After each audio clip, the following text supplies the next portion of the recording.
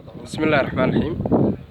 maanta waxa weeyaan 5 bisha 9 2018 tuulada nadarkiisaan waxa weeye tuulada Tulli oo Boorama waxoogaa u jirta.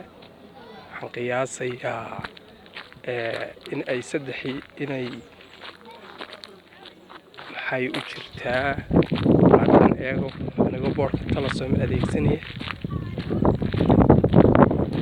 4 kilomitir bay Boorama u jirtaa. jihada koonfurta looga baxaya magaalada soo koraysa ballaaranaysa maqaaxiya ayaa ka jira dukaanno yaryar sidoo kale laamidii oo dabcan isku xidhaysa Boorama dhankaana ilaa Hargeysa ayaad arkaysaa. waa magaalo yar oo aad u qurux badan. dhulka tuulooyinka sidana kulay in la inta badan la xoojiyo ayaa loo baahan yahay si ay magaalooyinka waaweyn u noqdaan. marka kulay muuqaalka aad u xiisaha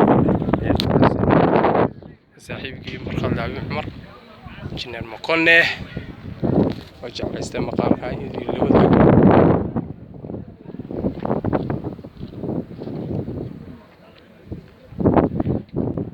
السلام عليكم ورحمة الله وبركاته.